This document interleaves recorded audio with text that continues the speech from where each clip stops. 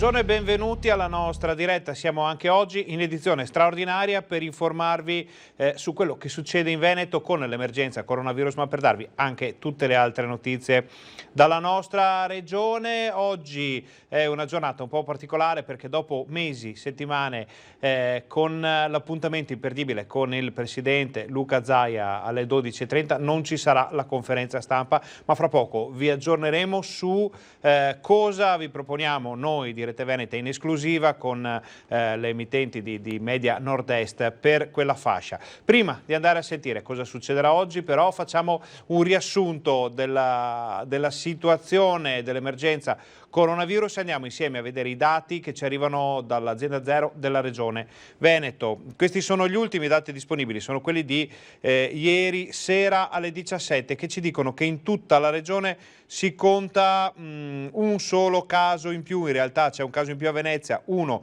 in più a Padova, ma è stato eliminato dal conteggio un caso a Treviso, quindi in realtà i casi in più sono due, ma la situazione si è molto più normalizzata rispetto ai giorni precedenti, quando avevamo visto anche 4, 5, 6 casi positivi in più, soprattutto nel Veronese e a Treviso. Il numero dei casi attualmente positivi assomma quindi a 481, sono 16.775, questo è un buon numero, è molto importante. Le persone che si sono negativizzate, 2.007 le persone che hanno perso la vita negli ospedali e nelle strutture extra ospedaliere del Veneto a causa del coronavirus. Vediamo la seconda parte della tabella, che è molto importante perché ci fa vedere la situazione negli ospedali. Vedete tutti questi zero, vuol dire che parliamo di reparti e terapie intensive vuote, non più occupate da persone positive al coronavirus.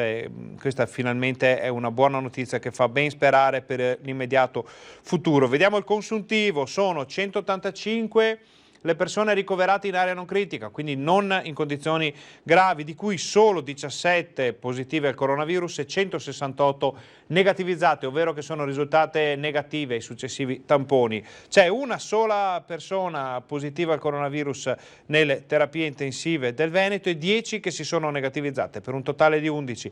3.585 i dimessi e 1.427 le persone che hanno perso la vita negli ospedali del Veneto dall'inizio dell'emergenza. Vedete che la tabella è pressoché inalterata, ovvero un caso in più, ma non si sono registrati decessi nella giornata di ieri. Vedremo oggi quando arrivano i dati non ce li darà Zaia come sempre, quindi non appena li avremo, se li avremo qui ve li daremo in diretta durante la nostra diretta in edizione straordinaria, altrimenti potrete recuperarli subito, immediatamente dai social, quindi dalla pagina di Facebook di Rete Veneta e dal canale Telegram. Questo è lo stato degli ospedali di comunità, dal Bellunese al Veronese, passando per Vicentino, Trevigiano, tutte le province del Veneto. Ci sono solo 30 persone ricoverate, di cui solo 6 positive al coronavirus. 309 sono state dimesse e 41 hanno perso la vita in queste strutture di comunità. Noi rientriamo in studio e prima di andare a vedere un po' la situazione del Veneto e risentire le ultime dichiarazioni, vi annunciamo che alle 12:30 avremo qui su Rete Veneta, in edizione straordinaria e in esclusiva, una lunga intervista con il governatore Luca Zaia, che ripercorrerà con noi 4 mesi di battaglia contro il coronavirus. Dalla paura iniziale al piano di guerra per contenere appunto il virus, la conferenza stampa quotidiana, il filo diretto con i cittadini, le persone, le storie, tutto quello che è successo in questi lunghi mesi. Zaia ce lo racconterà e, vi ripeto, in esclusiva per Rete Veneta e naturalmente per Antena 3. Le emittenti di Media Nord-Est hanno questo privilegio di poter farvi vedere oggi l'intervista di Luca Zaia, che andrà in onda per mantenere anche insomma quelle che sono le buone abitudini alle 12:30. Quindi fra 40 minuti in questa nostra edizione straordinaria ospiteremo una lunga intervista di Zaia. Seguitela perché dice cose davvero molto interessanti, e è un modo anche per fare un po' il sunto di questi mesi. Vi ricordiamo che in questo fine settimana non ci sarà il consueto punto stampa del governatore, che tornerà la settimana prossima, all'inizio della settimana prossima. Poi su quello che succederà da luglio, con che modi e che tempi, il Presidente tornerà a informare i cittadini tramite le nostre emittenti, tramite la TV del Veneto, lo sapremo solo fra pochi giorni. Quindi anche quella di oggi è un po' un'occasione davvero unica per avere tutto quello che ha detto Zaia, tutto quello che si prospetta anche per le prossime settimane. Quindi state con noi perché ci sarà questa intervista alle 12:30, e prima di andare a sentire l'intervista andiamo a risentire tutto quello che è stato detto da Zaia durante l'ultima conferenza stampa, che è quella di ieri, lo ricordiamo, e nella quale è stato annunciato poi un provvedimento che è arrivato nelle prime ore del pomeriggio, ovvero l'ordinanza che va a disciplinare il trasporto pubblico, l'utilizzo dei giornali negli esercizi, nei negozi e anche in altre attività commerciali, e anche lo sport. E la BC, se in auto posso andare con degli estranei con la mascherina, non capisco perché in autobus non lo possa fare. Ovvio che va portata la mascherina. Quello che per Zaia è l'ABC ora è diventato ordinanza. Dalla mezzanotte entrano in vigore le nuove regole del trasporto pubblico locale, annunciate a inizio settimana, ora sono realtà. Non si andrà quindi a incidere sulla capienza dei mezzi, ma attenzione, l'obbligo a portare la mascherina a bordo sarà tassativo. Obbligo vuol dire che è obbligo, non che...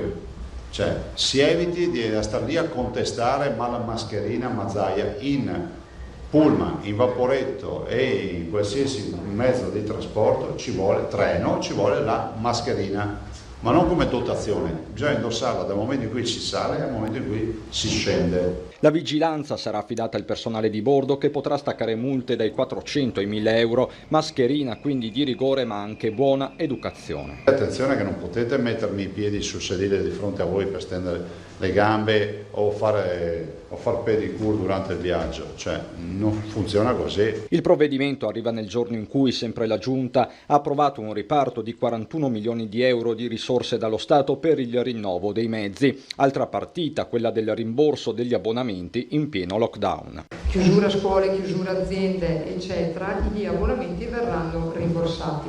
Stiamo definendo i criteri, perché a livello nazionale li stanno definendo. Non solo trasporti, nell'ordinanza si vanno a regolare processioni e cortei, ma anche gli sport di squadra. Anche qui prevalgono le regole del buon senso. Non c'è da andare col metro a fare rugby piuttosto che a giocare a calcetto, a calcio. Si fa come tutte le altre attività nel rispetto del prossimo, quindi se hai la febbre o hai la tosse stai a casa. Nessun via libera al momento al gioco delle carte. Sulle carte c'è molta ritrosia, che per noi è identità pura, cioè il gioco delle carte. Arriveranno anche quelle ma non adesso. Via libera invece per i giornali nei pubblici esercizi. Ragazzi, comprate i giornali, comprate le riviste, distribuitele in bar, dalla parrucchiera, dal barbiere, dall'estetista, insomma da tutti i posti dove c'è una sala d'aspetto. Ok ai negozi, negli ospedali, agli ippodromi, ancora stop per i bagni turchi, ma sì alle saune. Saune aperte al pubblico, certo, 80-90 gradi, coppa tutto. E con questa notizia, insomma, delle saune aperte al pubblico si dà anche la possibilità a un certo tipo di turismo di ricominciare a vivere in tutto il Veneto, ma c'è un settore che fin dall'inizio del lockdown e anche ora con le riaperture è andato in forte difficoltà, è quello della ristorazione. Perché? nonostante le riaperture, nonostante il ritorno a una normalità anche se lenta, sappiamo che i ristoratori continuano a incontrare problemi dovuti a vari motivi che sono un po' la parte organizzativa, anche una flessione dovuta a motivazioni psicologiche, personali, sanitarie da parte dei clienti che faticano a ritornare nelle trattorie, nei ristoranti, nelle osterie del Veneto. Se ne è parlato durante appunto l'ultima conferenza stampa, quando una delegazione di ristoratori vicentini e bassanesi ha fatto visita a Zaia portando alcune delle tipicità di questa terra, nella fattispecie il baccalà, la trota del Brenta e gli asparagi. Vediamo com'è andata e sentiamo soprattutto quali sono le difficoltà che stanno incontrando in questo momento.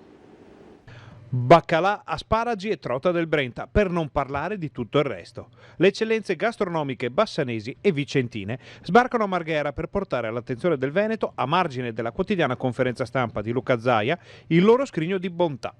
Abbiamo portato i piatti principe della stagione, quindi gli asparagi di Bassano, abbiamo portato la trota del Brenta, abbiamo portato anche il baccalà alla vicentina, che insomma è il piatto per eccellenza d'eco della provincia, e tante altre cose in degustazione. Perché oggi? Perché è finita la stagione degli asparagi ed era un riferimento importante per l'economia enogastronomica bassanese. Quest'anno purtroppo è stata una stagione molto negativa. Quel che manca dal punto di vista dei ristoratori vicentini e bassanesi è la convivialità, il gusto dello stare assieme che contraddistingue da sempre la tradizione culinaria veneta. Oggi purtroppo manca la convivialità, che è l'elemento per cui la gente va fuori a mangiare. Ci sono ancora troppe insicurezze, troppi divieti e quindi quando viene meno la convivialità viene meno anche il fabbisogno di andare fuori a mangiare. Oltre alla convivialità mancano, con un'importante ricaduta sui conti dei ristoratori, interi capitoli del bilancio del settore. E quello che manca oggi è proprio la banchettistica, no? Quindi gli eventi, gli avvenimenti, perché? Perché ancora sono proibiti gli assembramenti, quindi anche questo è un fattore importante. Manca anche tutta la parte turistica, che anche questo era rilevante nel nostro settore, quindi ripeto, una ripresa c'è ma molto molto lenta. Oggi possiamo quantificare le presenze in circa un 30% rispetto a prima. I ristoratori quantificano quindi le presenze addirittura in un 30% rispetto a prima. Questo si vede anche facendo una passeggiata, un giro nelle città del Veneto, dove il settore dei bar, diciamo, degli aperitivi, questo genere di proposta non sembra avere problemi, anche perché con gli assembramenti si riesce sempre a gestire, insomma si trovano gli spazi all'aperto in questi giorni di bel tempo, e invece la ristorazione continua a incontrare problemi. Approfondiremo questi temi poi nel corso del pomeriggio, della serata, con i nostri telegiornali, ma vi ricordiamo che alle 12:30 arriva la conferenza, l'intervista, siamo talmente abituati a parlare di conferenza stampa di Zaia che viene naturale ribadirla. Oggi abbiamo un'intervista di Zaia in esclusiva per Rete Veneta e Antenna 3, che andrà in onda qui sul canale 18 alle 12:30 e naturalmente anche sulla nostra pagina Facebook, quindi state con noi. Noi ora facciamo una breve pubblicità, ma state con noi, torniamo fra pochissimo.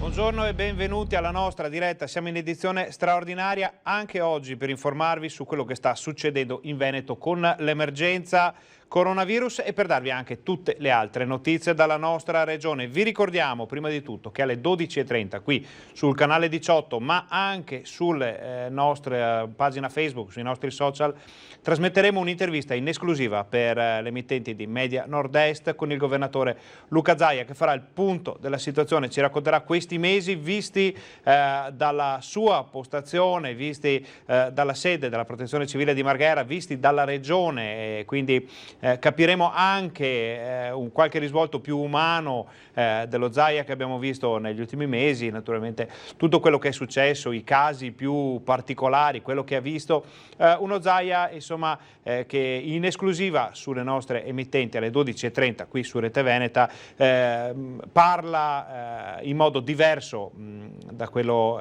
che abbiamo sempre visto in questi ultimi mesi, quindi state con noi perché è un'occasione davvero irripetibile ed è un'occasione molto rara anche quella di cui approfittiamo adesso. Fra qualche istante ci stiamo collegando con la nostra Valentina Visentin che è a Padova e la vediamo già collegata e ci fa vedere scene, come parlando, insomma, parafrasando un film, scene da un matrimonio, perché Valentina è riuscita a intercettare un matrimonio in centro a Padova. Sappiamo che in questo periodo il numero degli sposalizi è crollato, naturalmente per tutti i motivi del caso che conosciamo. La nostra Valentina è in centro a Padova e Valentina, raccontaci tutto. Sì, lo vedete alle mie spalle, uno dei primi matrimoni dopo il lockdown, segno insomma che la ripresa è effettivamente iniziata. Siamo qui in una delle chiese più belle di Padova, tra le più scelte dagli sposi padovani, la chiesa di San Nicolò, pochi passi dal Teatro Verdi e da Piazza Capitaniato, quindi in pieno centro.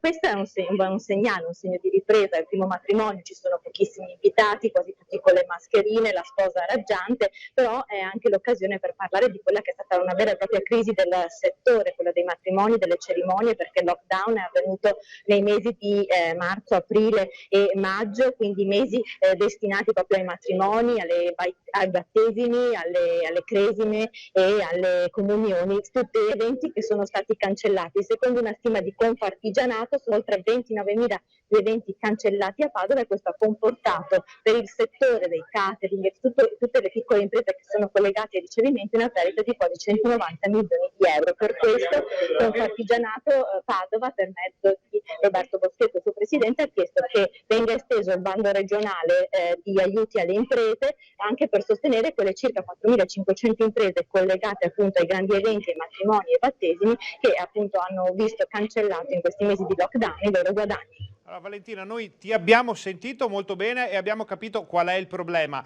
Invece la connessione video si è un po' rallentata. Ti chiedo di farci vedere, così vediamo le immagini. Ecco le immagini del matrimonio, i palloncini, la sposa, si stanno facendo le foto di rito con i parenti, pochi, dicevamo, perché sono una ventina e sentite anche gli applausi, non so se riuscite a sentirli, gli applausi degli invitati. La connessione è scarsa ma perché c'è molto caldo. È un matrimonio estivo e non manca mai il caldo all'ora di punta a mezzogiorno e quindi anche la tecnologia risente di queste alte temperature. Certo Valentina, capiamo benissimo, ma già aver visto queste... Stai con noi un attimo Valentina che cerchiamo di vedere. Allora vediamo, abbiamo visto la sposa che sale su questo bel furgone colorato, immaginiamo sia un furgone, potrebbe essere Volkswagen degli anni 70. Degli anni 70 quindi... Sì, con i palloncini, c'è stato poco prima del collegamento, c'è stato anche il lancio del riso, ovviamente conetti, tutti monoporzione, così ogni invitato non doveva toccare più cose, quindi ogni invitato ha preso il suo conetto e c'è stato il lancio del riso. Allora Valentina, vediamo che insomma un matrimonio, il fatto che un matrimonio diventi una notizia da far vedere in un telegiornale, in una fascia anche così importante, è un sintomo, vuol dire che stiamo attraversando un periodo storico molto particolare, perché insomma è anche strano non aver più visto matrimoni nelle nostre città per mesi, insomma è una cosa che ha colpito tutti e che ha colpito anche tantissime persone, perché sappiamo che il numero di cerimonie sia religiose che civili e quindi con tutto l'indotto che sono state cancellate. Circa 29.000 solo nel territorio di Padova, quindi insomma lasciamo pensare poi questo dato moltiplicato ed esteso a tutto il Veneto, cosa implica. Il segnale, come dicevi tu, che anche un matrimonio è diventato un evento eccezionale, io l'ho notato adesso in questi istanti mentre attendevo il collegamento, dal fatto che molte erano le persone che stavano passando qui davanti, anche bambini, e si fermavano per vedere un matrimonio che sembrava una cosa incredibile dopo mesi appunto di chiusura totale. Allora Valentina, intanto ti ringraziamo per questo collegamento, ci hai fatto vedere uno dei primi matrimoni in centro a Padova, insomma una cosa che dà anche un segnale di rinascita, di ripartenza, a parte il simbolo stesso del matrimonio, che vuol dire un nuovo inizio, una nuova famiglia, un nuovo modo di partire e di ripartire dopo quello che abbiamo vissuto, e speriamo che non si ripeta mai più. Allora noi lasciamo andare Valentina, sappiamo che ha molte altre notizie da seguire, poi magari ci risentiamo più tardi quando avrai raffreddato il telefono. Noi ricordiamo ai nostri telespettatori che in questo periodo usiamo molto Skype, usiamo molti telefoni, che è una tecnologia molto rapida, anche spartana se vogliamo, sempre disponibile, però a volte non ha tutta quella qualità che si può avere con le tecnologie che si usavano prima del rundown. In questo caso abbiamo visto la nostra Valentina un po' scattosa a causa naturalmente del caldo, della connessione, di tutti i problemi che si possono avere, però aver visto le scene da un matrimonio, forse dal primo, non sappiamo, dal centro storico di Padova, è stato comunque molto interessante e molto positivo. Noi ci avviciniamo rapidamente alle 12:30 quando avremo il presidente della regione qui in esclusiva sulle emittenti di Media Nord-Est con un'esclusiva intervista appunto nella quale verranno ripercorsi questi mesi di grande difficoltà, di grande lavoro che è stato fatto anche dalla regione per superare l'emergenza coronavirus. Quindi state con noi perché fra 20 minuti potrete vedere questa intervista che manderemo anche sui nostri social. Noi continuiamo a dare un'occhiata a quello che succede in giro per il Veneto, restiamo però a Padova, restiamo con Valentina Visentin che ci aveva preparato questo servizio perché la Presidente del Senato Casellati è andata a visitare il VIM di Padova. Il nostro petrolio, la ricerca. E non è soltanto avanzamento nelle conoscenze, ma è ricaduta economica. L'investimento nella ricerca è prioritario per il Paese, è questo l'appello del mondo scientifico padovano alla politica. Proprio nei laboratori del VIM, eccellenza europea, è stata fatta un'importante scoperta nella lotta al Covid. Ad aprile, infatti, nelle settimane dell'emergenza sanitaria, un team di ricercatori dell'Istituto di Medicina Molecolare, specializzati nello studio del tumore alla prostata, hanno scoperto uno dei principali trattamenti farmacologici in grado di contrastare il coronavirus. La ricerca che abbiamo fatto noi adesso sul Covid, su questo farmaco che usiamo come terapia del Covid, la stanno usando gli ospedali veterani americani, l'Università di California, la Johns Hopkins, Seattle. Questo vuol dire che è una ricaduta economica enorme. In occasione della visita ai laboratori della Presidente del Senato Maria Elisabetta Alberti Casellati, il mondo scientifico ha chiesto che vengano dati più fondi per la ricerca necessaria per il rilancio dell'Italia e per uscire definitivamente dalla pandemia. Oggi, di fronte ad una malattia come il coronavirus, noi non abbiamo ancora né terapie né vaccino ed allora solo dalla ricerca potrà nascere un futuro per la nostra Italia, perché si potrà davvero riaprire in sicurezza tutte le attività, quindi c'è una proiezione concreta anche a questo sapere. C'è scritto un cartellone lì che mi ha molto colpito: nasce qui il futuro. La ricerca non è un optional ma uno strumento fondamentale di crescita e ha il potere di liberarci dalle paure, soprattutto in questo periodo, perché è l'unico strumento per sconfiggere il virus, ha detto la Presidente del Senato, promettendo di far arrivare a Palazzo Madama le richieste della Fondazione di Ricerca Padovana. Dobbiamo investire molto di più, non basta complimentarci. Occorre investire con strumenti e risorse e crederci soprattutto. E restiamo in tema perché proprio dall'Alta Padovana arriveranno i flaconi che conterranno il vaccino. Un'azienda dell'Alta Padovano, la Stevanato Group di Piombino Dese, produrrà i flaconi per contenere il vaccino anti-Covid. L'impresa, leader nella produzione di contenitori di vetro per il settore farmaceutico, ha siglato un accordo con la CEPI, società multinazionale che è scesa in campo per fronteggiare l'emergenza sanitaria, cercando di collaborare per l'individuazione di un vaccino, accorciando i tempi di distribuzione grazie alla realizzazione fin d'ora degli indispensabili contenitori. L'accordo con la Stevanato Group prevede la produzione di 100 milioni di flaconi di vetro borosilicato in grado di contenere ognuno 20 dosi per un totale di 2 miliardi di dosi di vaccino contro la pandemia che sta sconvolgendo il mondo. La CEPI ha finanziato finora 829 milioni di dollari in 9 vaccini candidati contro il Covid. L'obiettivo è quello di arrivare alla realizzazione di quello giusto in 12 al massimo 18 mesi. Siamo orgogliosi di supportare CEPI in questo importante progetto, ha spiegato Franco Stevanato, amministratore delegato della Stevanato Group. Cambiamo argomento, pur restando nell'ambito sempre dell'emergenza, e andiamo a parlare di scuole, perché è stato finalmente trovato l'accordo sulla data dell'apertura delle scuole. Anche in Veneto la campanella suonerà a settembre, il 14, screening e test a campione per tutti, professori, studenti e operatori della scuola. Riduzione della distanza interpersonale e pari a 1 metro tra le rime buccali, cioè tra testa e testa dei ragazzi e non più tra banco e banco. Fondamentale per capire di quante aule si avrà bisogno. Per l'uso della mascherina o meno si dovrà attendere fino a agosto, primi di settembre, per valutare il da farsi in base al quadro epidemiologico che si registrerà allora.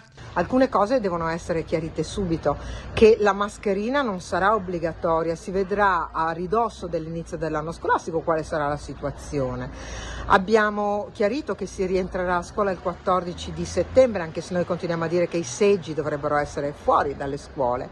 E poi c'è la questione del personale docente ATA, qui in Veneto con la carenza di una carica di oltre 2000 persone. E poi ovviamente l'appello, siamo in carenza di organici, sono 900 i docenti che mancano e sono 1200 i lavoratori del personale amministrativo e ausiliario, e quindi è chiaro che il Veneto ha una carenza importante. Il testo del piano scuola 2020-2021 pronto in conferenza Stato-Regioni per la firma e frutto di una trattativa protrattasi per giorni con l'epilogo dello scontro tra regioni di meno di 24 ore fa. Un piano scuola arrivato tardissimo perché siamo a fine giugno, bocciato da tutti perché è considerato inattuabile, inapplicabile. Io l'ho fatto leggere a sindaci che sono anche insegnanti, ma tanti docenti mi hanno scritto dicendo così non si può tornare a scuola. Allora le regioni per senso di responsabilità non si sono limitate, non ci siamo limitati a bocciarlo e basta, anche se lo meriterebbe, abbiamo lavorato su questo. Cambiamo ancora argomento, mettiamo da parte per un attimo le scuole, su cui torneremo a parlare di certo sia oggi che nei prossimi giorni, vista l'importanza dell'argomento, visto anche l'impatto che potrebbe avere sul mese di settembre la concomitanza da una parte della riapertura delle scuole, dall'altra l'arrivo delle elezioni regionali e comunali, perché ricordiamo che molti comuni andranno al voto, con tutti i problemi del caso, se dovessero essere piazzati ancora una volta i seggi nelle scuole. C'è chi propone di utilizzare palestre e altre strutture, ma insomma la soluzione sembra ancora essere molto molto lontana. Quindi poi riparleremo delle scuole. Adesso cominciamo a parlare di lavoro, di economia, e parliamo in questo caso di commercianti. Siamo andati a sentire qual è la situazione in questo caso a Bassano. Quello che latita ora sono degli interventi diretti a fondo perduto a sostegno delle piccole aziende che stanno passando un periodo di fortissima crisi e sofferenza. L'Ascom punta il dito contro l'amministrazione di Palazzo Matteotti a Bassano. La giunta per la ripartenza post-Covid ha stanziato briciole. Non bastano certo misure come gli 800 euro di premio una tantum alla vetrina o al plateatico più belli, servono soldi a fondo perduto. Su una superficie di 91.460 metri quadri commerciali a Bassano il contributo fin qui erogato, se spalmato, sarebbe pari allo 0,008 euro al metro quadro, mentre i comuni ben più piccoli di Bassano arrivano a 21 euro a metro quadro. Misure piccole, timide, che non sono d'aiuto nell'affrontare né la crisi, con un calo degli incassi dell'80%, né a sostenere i costi tra il 10 e il 15% in più per la sanificazione. Serve decisamente un cambio di passo.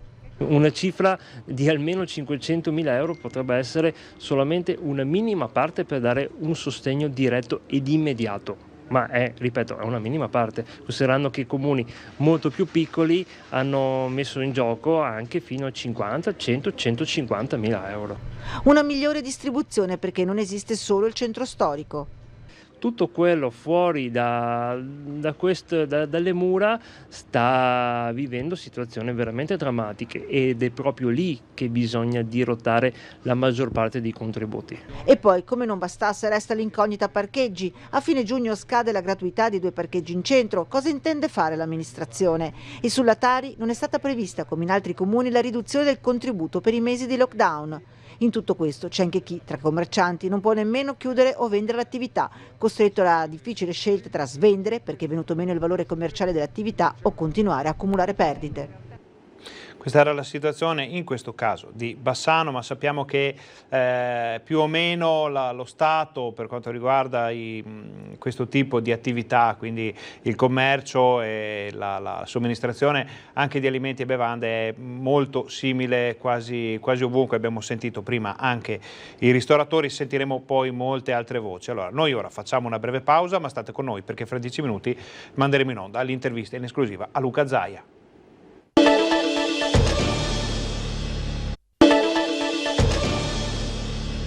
Buongiorno, bentornati alla nostra diretta. Siamo anche oggi in edizione straordinaria per informarvi su quel che sta succedendo in Veneto con l'emergenza coronavirus. Vi ricordiamo che fra pochi minuti manderemo in onda l'intervista in esclusiva del presidente Luca Zaia, che ha concesso alle emittenti di Media Nord-Est, quindi Rete Veneta e Antena 3. Sarà visibile anche su Facebook, sui nostri social. Zaia ripercorrerà questi mesi di lavoro e di vita anche in Veneto con l'emergenza coronavirus e riusciremo a capire anche qualcosa di più di quello che ha attraversato la nostra regione. Prima di andare a sentire Zaia, come vi avevamo promesso, sono appena arrivati dall'azienda Zero della Regione Veneto i dati di questa mattina. Li vediamo assieme per la prima volta perché sono arrivati davvero pochi istanti fa dalla Regione. Vediamo che c'è un solo caso positivo in più riscontrato a Belluno, quindi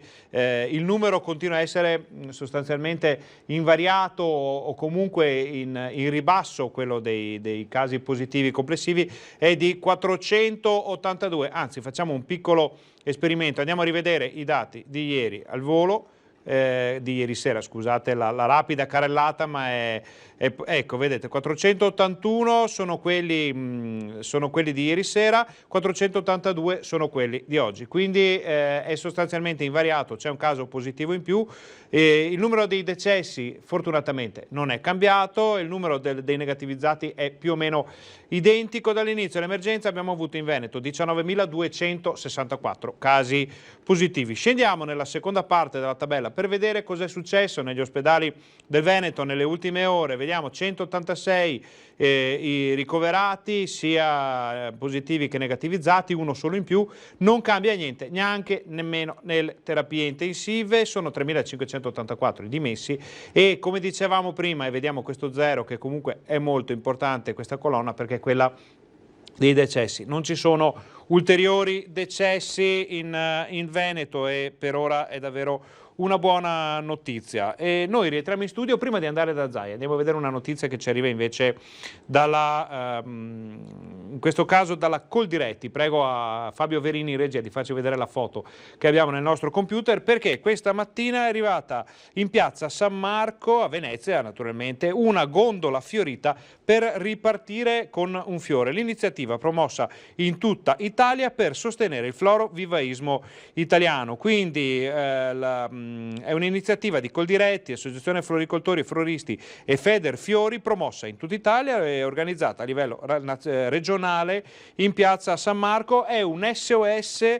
per i vivai colpiti dall'emergenza coronavirus. Quindi in una delle piazze più belle del mondo arriva una gondola, segno, simbolo del Veneto, della nostra Venezia, di tutto quello che di bello c'è in Veneto, con i fiori del Veneto, e quindi un invito anche a tutti quanti per tornare ad acquistare, a utilizzare anche i fiori della nostra regione. Florovivaismo, l'abbiamo visto fin dall'inizio, è uno dei settori, anche in questo caso, colpiti in modo davvero gravissimo dall'emergenza coronavirus, e questo è un invito dalle associazioni di categoria a ripartire da uno dei luoghi appunto più belli, non solo del Veneto, ma del mondo. Noi a questo punto siamo pronti per farvi vedere l'intervista che Luca Zaia ci ha concesso in esclusiva, quindi mettetevi comodi, è una buona mezz'ora di informazioni che potrete vedere solo qui e solo ora. Vi lasciamo al governatore, grazie per essere stati con noi. Presidente, sono passati tantissimi mesi, tantissimi giorni da quel 21 febbraio, lei è ancora qui, non ha ancora fatto un giorno di riposo. Beh, sono tanti giorni, siamo ovviamente a giorni impegnativi, abbiamo vissuto questa esperienza, No, nessun riposo, perché poi alla fin fine Pasqua, Pasquetta, 1° maggio, 25 aprile, ma l'ho fatto volentieri assieme alla mia squadra e penso che quando il gioco si fa duro bisogna scendere in campo. Scendere in campo significa affrontare il problema, essere qui a governarlo e soprattutto fare sintesi, perché poi ci vuole sempre qualcuno che prenda le decisioni e ovviamente si porti a casa la responsabilità. Non dimentichiamoci che io sono qui sia come ruolo di governatore, quindi presidente di regione, ma anche come soggetto attuatore, visto e considerato che sono soggetto attuatore per l'emergenza coronavirus. Ecco, lei non ha voluto lasciare i veneti nemmeno un giorno da quando si è saputo tutto, o meglio, da quando ancora non si sapeva nulla. Il fatto che lei abbia fatto una conferenza ogni giorno per rimanere accanto ai veneti, per dimostrarsi accanto a loro, ha significato moltissimo per ognuno di loro. L'hanno dimostrato i tanti ascolti in televisione e anche le tantissime visualizzazioni delle sue dirette online. Allora, intanto mi lasci ringraziare tutti, in particolar modo ringrazio voi, cioè Antena 3, Rete Veneta, perché comunque assieme alle altre televisioni, assieme agli altri giornalisti avete dato modo di dare informazione. Sa, oggi c'è qualcuno, ma pochi, fanno riunioni nelle cabine telefoniche che mi dicono, o meglio a me non lo dicono in giro, ma Mazzaia fa politica, Mazzaia condizione i Veneti. Partiamo dal presupposto che io non sono colui che pensa che i Veneti siano degli idioti che possano essere teleguidabili da una conferenza stampa, quindi chi dice questo pensa che i Veneti siano degli idioti. I Veneti sono autonomi, liberi di pensare, lo hanno dimostrato 1000 volte nella storia dei Veneti. Dall'altro invece è vera una cosa, che questa partita del coronavirus è andata bene, fra virgolette, beh sì, ma poteva anche andare male, ma io ci ho messo la faccia dal primo giorno, perché comunque è fondamentale che il capo ci metta la faccia. E poi ho voluto, e per questo vi ho ringraziato, avere un filo diretto con i cittadini. Non trovavo corretto dare l'incarico, che so, al mio direttore della sanità, piuttosto che a qualche altro dirigente, di parlare ai Veneti. I Veneti devono sentire parlare chi poi prende le decisioni. E i Veneti hanno apprezzato, no? Non c'è nulla di pianificato, non c'è nulla di ragionato a tavolino. Io ho preso la cartellina il primo giorno e ho detto, siccome voi eravate qui, vi ricordate, vivevate qui, ho detto scendo e parlo con i giornalisti. Da lì il secondo giorno, terzo, alla fine poi vi ho portato all'interno perché ho detto ma c'è brutto tempo, c'è freddo, e abbiamo iniziato. Però pensare che oggi la conferenza stampa sia diventata un appuntamento mi fa piacere, anche perché nella conferenza stampa non è che parliamo di cretinate, si parla di problemi di coronavirus, cerco di mantenere nell'ambito sanitario, ho voluto presentare i diversi professionisti della sanità, perché la sanità ha una squadra, non ci sono i singoli ma c'è una squadra, e penso che i Veneti, dagli ascolti che si vedono, abbiano assolutamente apprezzato. Insomma, vedere in viso, che so, il professor Navalesi piuttosto che la professoressa Tacconelli, la dottoressa De Silvestro che si occupa del plasma, e la dottoressa Cattelan che si occupa delle malattie infettive, piuttosto che i tanti che abbiamo conosciuto, insomma il professor Vianello per quanto riguarda la pneumologia e molto altro ancora. Insomma, questa è la dimostrazione di una squadra che va e va alla grande.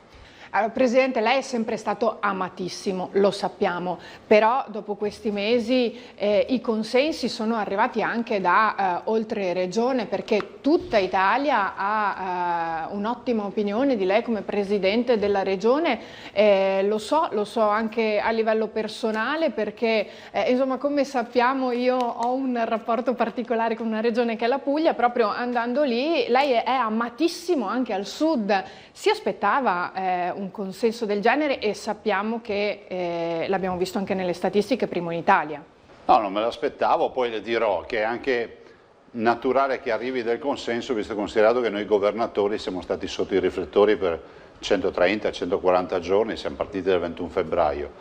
Dall'altro però ho sempre avuto, diciamo, il benestare anche di molte regioni del sud, di molti cittadini del sud, perché io vengo dalla mia esperienza di ministro e non mi sembra di aver lasciato un brutto ricordo in quelle terre. Penso che sia fondamentale fare il proprio dovere, lavorare secondo coscienza e a volte anche fare scelte controcorrente. Quanti non hanno iniziato? Io mi ricordo che i primi giorni c'erano i sondaggi sui governatori a precipizio, perché chiudevamo ospedali, perché proponevamo aree rosse, perché Zaia ha chiuso il carnevale, perché non doveva farlo. Si ricorda qualche suo collega addirittura andò avanti per una settimana invocando la riapertura. Ricordiamo tutto. Alla fine abbiamo avuto ragione noi, e E quindi penso che i cittadini abbiano apprezzato di dire, beh, questo ha avuto le palle, ha fatto anche scelte controcorrente, ma le ha fatte nel nostro interesse. Noi abbiamo avuto circa 20.000 persone contagiate in Veneto, ne abbiamo curate e guarite 6.500, purtroppo abbiamo 2.004 morti nella sanità del Veneto, scusate, cittadini Veneto morti appunto per coronavirus, però siamo riusciti a evitare il peggio, perché il peggio significava veramente una strage.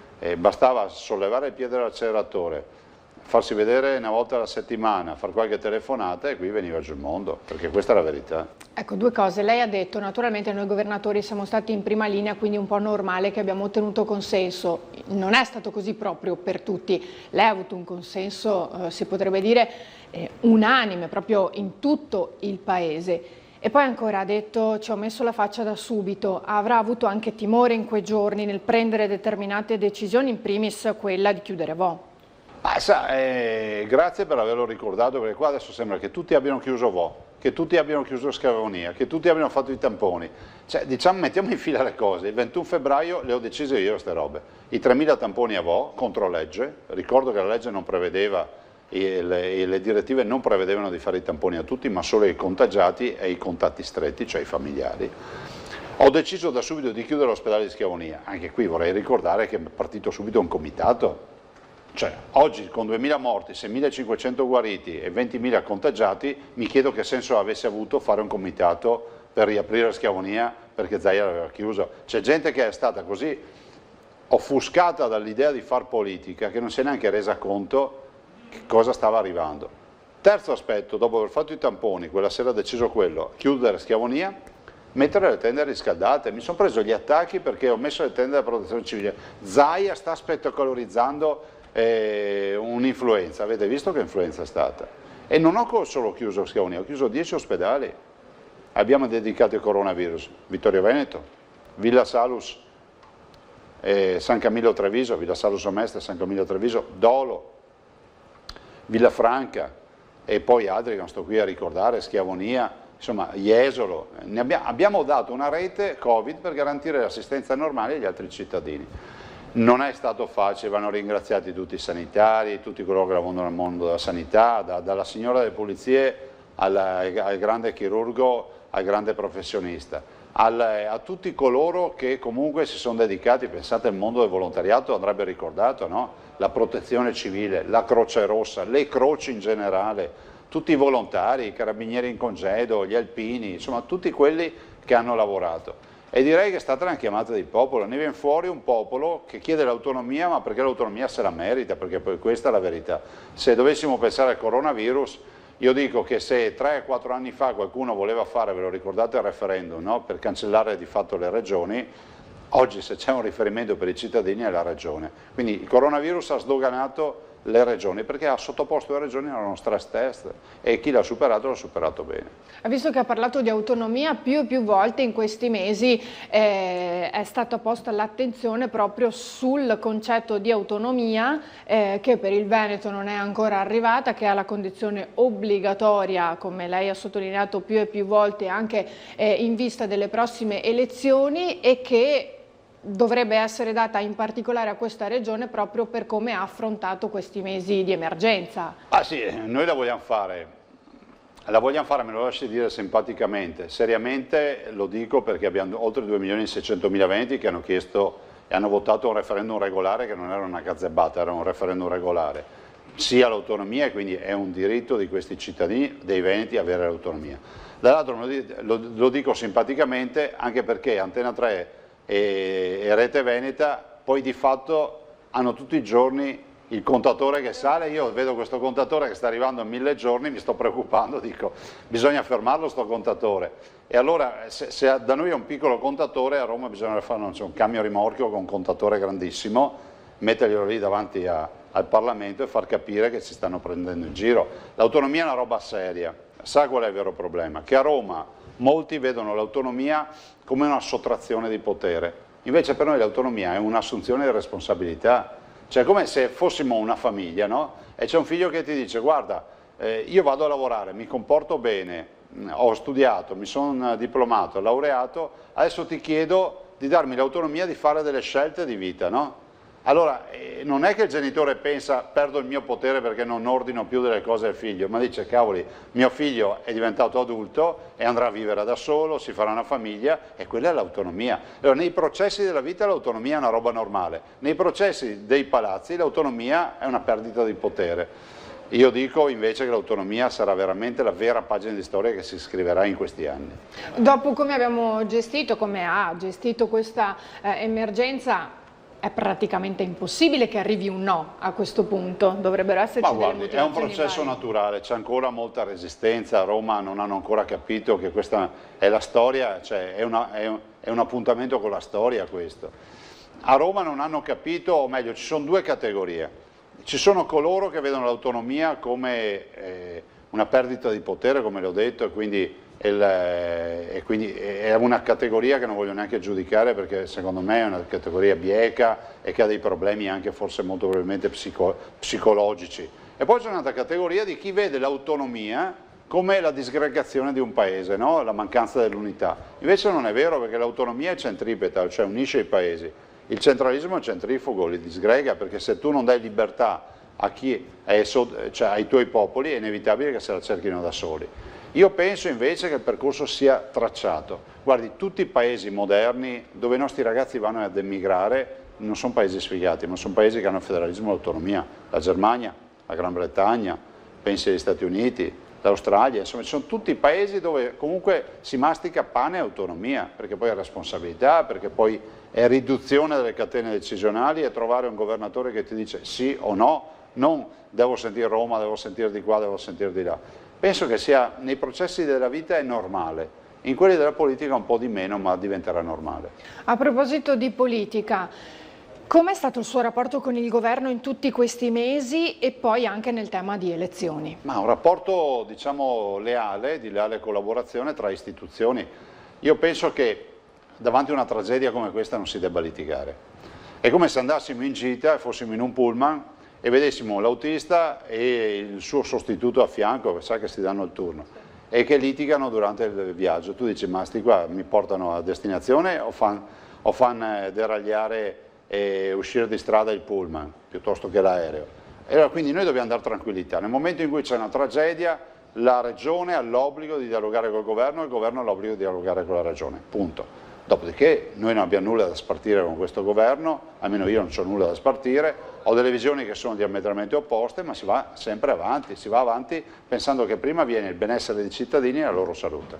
Ecco, lei con alcune delle sue ordinanze è andato in qualche modo, tra virgolette, un po' contro a determinate decisioni che erano state prese dal governo e in qualche modo il Veneto è diventato capofila anche poi per altre regioni. Sì, siamo stati apripista, questo ce lo riconoscono tutti.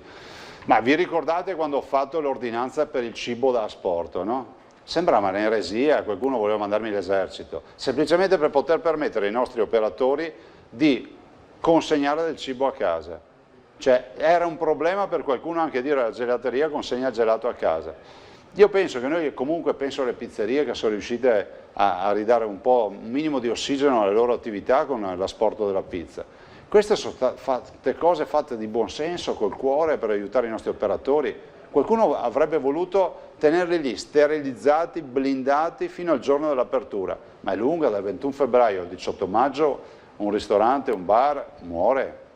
È inevitabile che molte attività siano andate in grande difficoltà, ma noi siamo stati apripista nel chiudere, ma lo siamo stati anche nell'aprire. Io dicevo sempre ai veneti, no? Lei si ricorda, ha fatto tutte le conferenze stampa, cioè cosa vuol dire? Dicevo sempre, guardate, rispettate le regole, restate a casa per uscire di casa, questo era il mio slogan, no? Restate a casa per uscire di casa, sembra un controsenso, ma era così, più restavamo a casa più possibilità avevamo di uscire di casa, perché il virus pian piano se ne sarebbe andato e la storia ci ha dato ragione. Lei ha sempre dato estrema fiducia ai veneti, ha sempre detto io ho fiducia nei veneti, loro sono responsabili, so che capiscono che cosa sto facendo, anche quando c'è stata la famosa ordinanza dei 200 metri.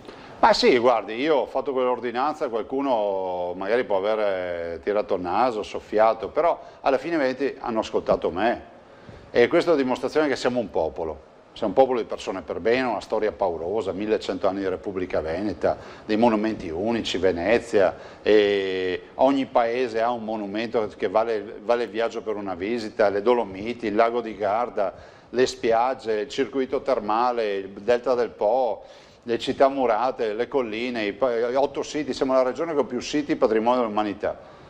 Siamo veneti. Cioè, quindi non esiste che qualcuno da fuori viene a dirci cosa dobbiamo fare. Noi abbiamo le idee chiare, poi ognuno va a casa con la sua idea politica, siamo veneti di destra, di sinistra, di centro, di su, di giù, ma siamo veneti. A me danno fastidio i veneti che fanno finta di non essere veneti, sono pochi, ma a me danno fastidio i veneti che fanno finta di non essere veneti, perché uno che non ama la sua terra e si vergogna della sua terra è come se si vergognasse di sua madre. Poco fa lei ha detto tante delle decisioni che sono state prese con il cuore. Lei ha messo sempre il cuore e l'ha messo soprattutto quando parlava di 2 fasce particolari, i bambini a cui lei ha voluto dare tanta attenzione da subito e poi gli anziani che proprio qualche giorno fa ha voluto aiutare, soprattutto coloro nel caso di riposo, dando la possibilità di vedere i loro cari. Ma sai, noi abbiamo un accesso alle informazioni che è privilegiato, c'era lei, c'erano le persone che lei conosce, ce l'ho io, le persone che conosco, si mette nei panni di un cittadino che non necessariamente deve essere anziano o bimbo, di un cittadino che si fa il lockdown, si fa la quarantena, resta chiuso in casa in un piccolo appartamento magari di 50 metri quadri, magari anche senza terrazza, e questo si passa, non può permettersi di uscire e prendersi una multa perché sballa tutto il bilancio familiare e si passa 1 mese, 2 mesi, 3 mesi. Ci vuole una voce, fra virgolette, familiare che ti dia delle indicazioni. Io ho pensato poi alle 2 categorie estreme che sono quelle degli anziani e dei bimbi, perché sono 2 categorie che erano delicatissime. Gli anziani perché la mia preoccupazione era quella del coronavirus, quindi che non si infettassero. Siamo partiti oggi, tutti parliamo di mascherina, di quarantena, di distanziamento sociale, di gel sulle mani. Voglio ricordare che il 21 febbraio era tabù anche parlare di mascherina. Dall'altro i bimbi.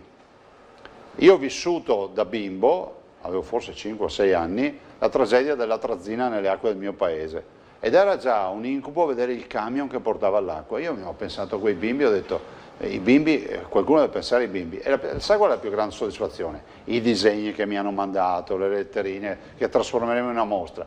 Ma il fatto che mi abbia chiamato una psichiatra dell'età evolutiva qualche giorno fa, quindi a fine emergenza, e mi ha detto, guardi, io posso certificare che lei è l'unico in Italia che si è occupato dei bambini, che si è occupato di parlare tutti i giorni ai bambini, che ha fatto vedere i disegni. Qualcuno banalmente va a Mazzaia, cioè rende ridicola l'istituzione, fa vedere i disegni. Guardate, io faccio vedere i disegni perché i bimbi vanno coinvolti. Ci ho fatto l'operazione dei pulcini per coinvolgere i bambini.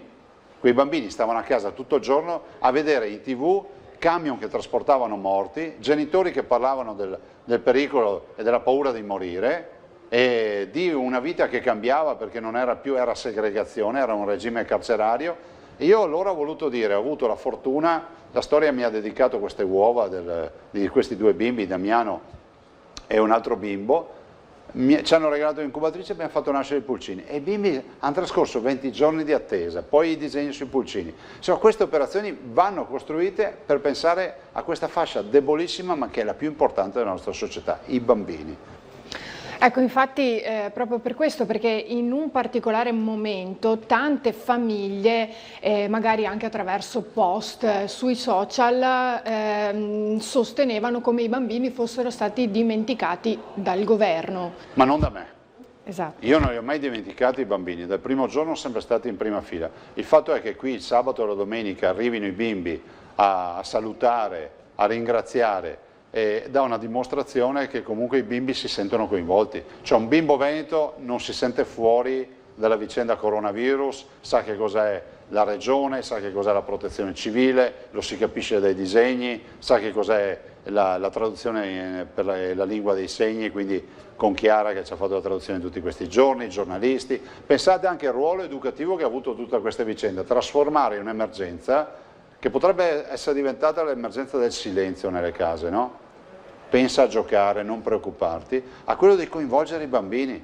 I bambini hanno avuto tutte le informazioni. È bello sapere che i bimbi pretendono di guardare la TV a mezzogiorno e mezzo, questo è una roba eccezionale, che poi noi facciamo dei discorsi che io, se fossi bimbo, penso a discorsi noiosi, fammi vedere Peppa Pig o qualcos'altro. Invece alle 12:30 la conferenza stampa.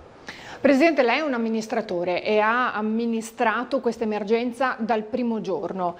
Secondo lei, se ha sbagliato, in che cosa ha sbagliato il governo? Guardi, cioè, noi tutti sbagliamo, è inutile che facciamo la lista degli errori del governo piuttosto che miei, tutti abbiamo sbagliato. Il governo forse a volte ha peccato di presunzione, o meglio non ha mai avuto fino in fondo l'idea di pensare che l'autonomia sarebbe servita. Le faccio un esempio, nel 2010 quando ho avuto l'alluvione, 10.040 famiglie e imprese alluvionate, 235 comuni, quindi metà comuni del Veneto, tutti mi hanno sconsigliato di fare il commissario, dico guarda viene fuori un casino, 10.040 famiglie da indennizzare, i soldi, io invece accettai e applicai subito l'autonomia, quell'autonomia che io rivendico e che ho applicato, lo sento ai sindaci di allora, presi le risorse che avevo, le diedi in maniera diciamo abbastanza spanometrica come anticipo ad ogni comune dissi non sarà più che l'emergenza la gestisce la regione e paga il singolo cittadino, ma tu devi occuparti dei tuoi cittadini, tutti hanno avuto i soldi. Quindi ho creato 235 piccole banche comunali che hanno liquidato direttamente i propri cittadini.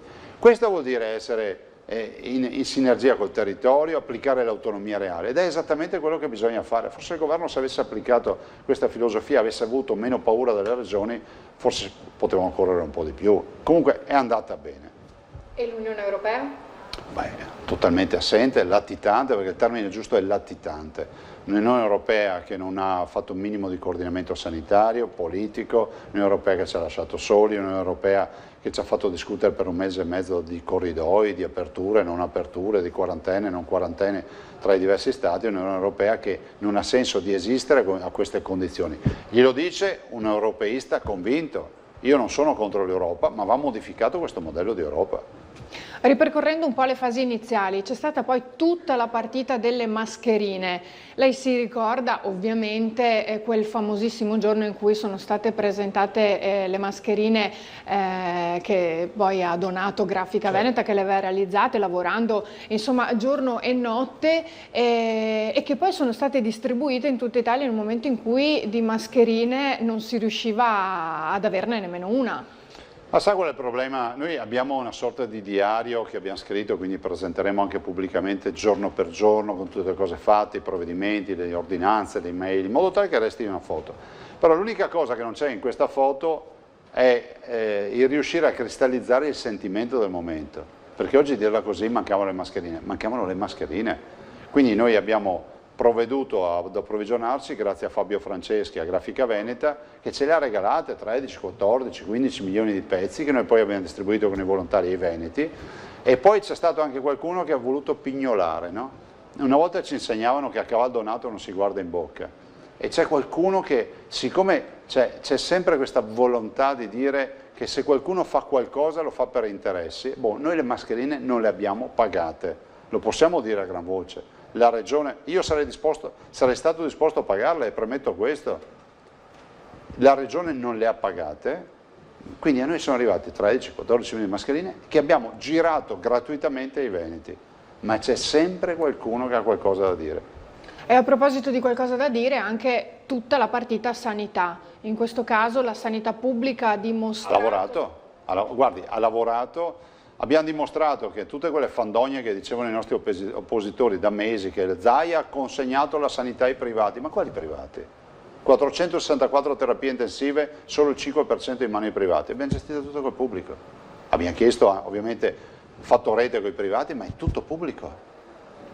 Zaia sta smantellando la sanità pubblica, ma chi è smantellato? Abbiamo dimostrato di aver avuto gestione non solo degli poi diventati 825 posti di terapia intensiva, ma anche le malattie infettive, 1600 posti, 400 posti di subintensive, tutto gestito col privato.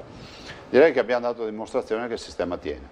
Presidente, parlando di un argomento un po' più leggero, durante tutte queste conferenze ci sono stati anche quei momenti, no, più simpatici, siamo un po' diventati una grande famiglia, abbiamo condiviso questo momento emergenziale anche in un momento in cui fuori non c'era nessuno se non appunto noi. Ma intanto avete avuto l'opportunità di uscire di casa. Infatti. Grazie all'ordinanza. Ma al di là di questo, no, io sono a ringraziarvi, una grande famiglia. Spero che ci si possa ritrovare anche assieme ai veneti, non per queste occasioni, però ovviamente non escludo, ma anzi sarà così, che faremo ovviamente più punti stampa per poi dare aggiornamenti, perché avremo ancora molte informazioni da dare, ma garantire, ovviamente saranno tutte le 12:30, avviseremo prima i cittadini per vostro tramite, ma non riusciamo a farlo tutti i giorni perché poi vorrei ricordare, sono ormai 130 giorni o quello che è.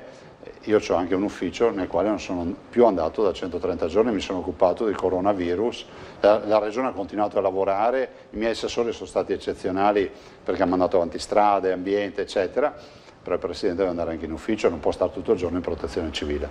Prima di salutarci ce la dice un'ultima cosa, qual è il suo segreto? Perché lei è amatissimo ovunque, Presidente, è riuscito a veramente a catturare chiunque già prima, ma soprattutto in questi mesi. Qual è il segreto di Ma guardi, io spero che si percepisca che le cose che le faccio col cuore e dico sempre quello che penso. I cittadini sanno che davanti c'è una trasparenza. Se cominci a avere un politico, comincia a parlare di robe strane in maniera difficile, eccetera, finisci che dice sto qua è un pirla, no, cioè non funziona. E tutto qua, insomma, del resto io sono quello che ha lasciato un ministero per venire in Veneto a governare il Veneto. E me lo dico da solo, da quando ci siamo noi, da quando ci sono io, oggettivamente il Veneto è molto più rispettato di prima.